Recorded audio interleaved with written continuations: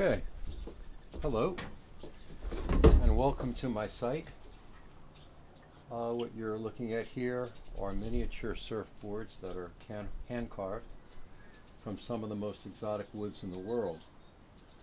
This is a Australian leopard wood.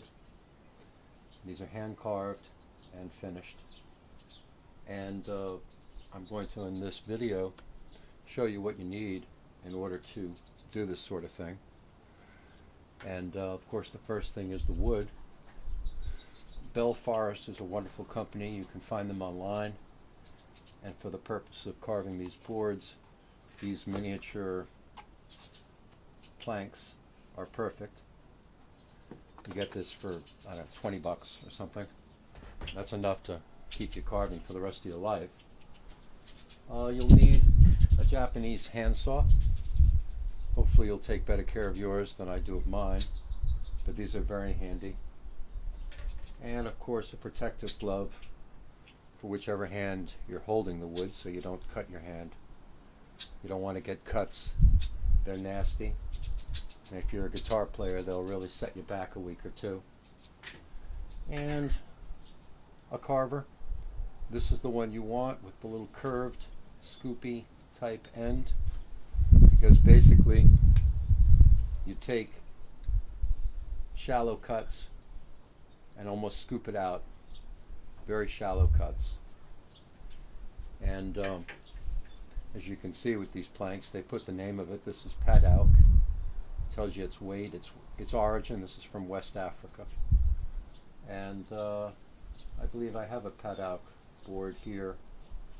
Not sure which one it is, but you also need a little Gorilla Glue for when you put your fin on, and a little hobby brush to put your stain varnish on.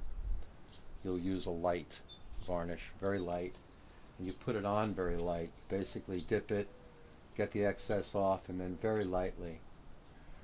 This board is the only board I've ever done with an inlay. I don't recommend you try that right off. And as you'll notice on my boards, I always use a different wood for the fin. I like that. In one case, this mini Australian leopard wood is the only board I've done that is all one piece with the fin, and that was because it's so small. I thought it would be easier to do it that way, and also to wear this around your neck. Obviously you want one piece, because although the Gorilla Glue is fabulous, if it's knocking around your neck, you could knock that fin off. Just to show you a couple of other boards here, this is Purple Heart. Reasonable shape. We're going to get into all that, talk about shaping the board. And this is a nice piece. This is African wenge, very hard wood, very interesting grain. And with this board, I made the mistake of getting too thin. I can live with it, but that's the kind of thing you want to be careful with, and we're going to talk about that as we move along here. This is the only double fin one I've done. The trick there is to get your fins identical. Not an easy thing to do. And this, can't remember the name of this wood. You should try to keep track of what wood you're using. So anyway, to get started, you take one of these planks and you'll saw off about a third of it, about here. Use your Japanese handsaw, right about like that, a little wider than what you need for your board, and you'll save this piece for fins and stands. And then you start carving. As I said before, very shallow cuts. A lot of patience. You have to remember it takes about 10 times longer to carve one of these than it does to make a full-size board. So don't count the hours, just enjoy the process. And basically decide early on which is the nose and which is the tail. I always say as the nose goes, so goes the rest of the board. So I pay a lot of attention to getting the nose curved up in the way that I want. I don't know what this wood is either, but this is American. It's an American wood. Beautiful, beautiful wood. I like the fin on it. No two boards are alike, so when you make one of these, you can rest assured that it's the only one of its kind.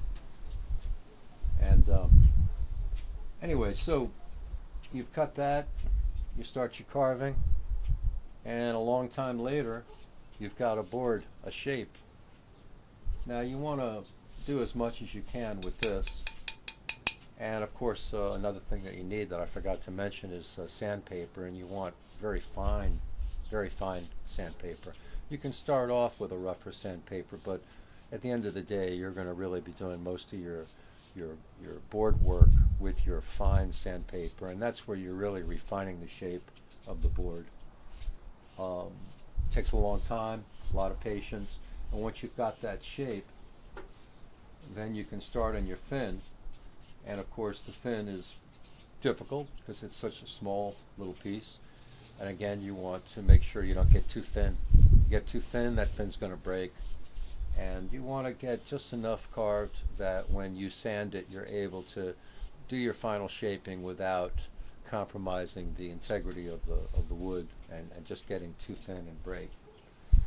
So you've sanded your board, you made your fin, and then you take your tool and you make a little groove here at the bottom of the board, and just with a few dots of your Gorilla Glue, make sure you have the clear Gorilla Glue. And I apologize for the wind blowing out here a little bit. That's what you're hearing on the mic. And a couple little dots of Gorilla Glue at that board. You'll be amazed how strong that fin is attached. You'll probably never have to put it on again. Although I have had to do that on occasion myself, but you know, it's a learning process. So once you've got that fin attached, you'll probably do some more sanding, because you'll find that it never seems quite right. You can always come back to it, but sooner or later you're going to put it down and behold your completed board. I experimented a lot with varnishing these things, putting a finish on them.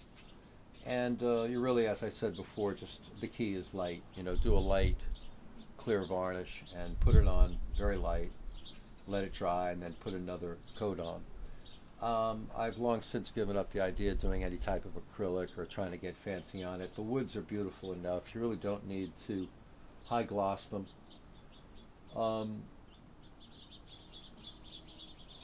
This finish turned out pretty well. This is a South American wood. I don't recall the name of it. Also a little too thin. So once you've got that varnish on there and you start to get the finish that you like, you'll see the beauty of these woods. These are, as I said, some of the most exotic woods in the world, and certainly some of the hardest woods. They're very hard. So that's what adds to the challenge of shaping these boards. This is a very light wood. This is not a hard wood. This is a soft American wood that's just light as a feather. And frankly, I screwed up on it, which is why I ended up cutting the tail out. But I sort of like it. It's the only double fin board I have. And then as far as your stands go, these are a stand of my own design. Basically, as you can see, a front piece and a back piece. I sort of carved the back piece almost like an almond, it looks. Put a couple of wedges in between. You need this little platform gizmo in the back to keep your board from falling backwards on the stand. And then I discovered that if you use these little bamboo pieces, almost like toothpicks really, or skewers, they're fabulous for helping to fit your board to your stand so that you get a better fit. And they actually have a nice look as well, because they sand down really well and they begin to look almost like ivory. And you can really, you know, do some odd things with them. And again, this is with the Gorilla Glue, obviously. And then you can see it sand it down. and it almost sands into itself, and it's a nice effect.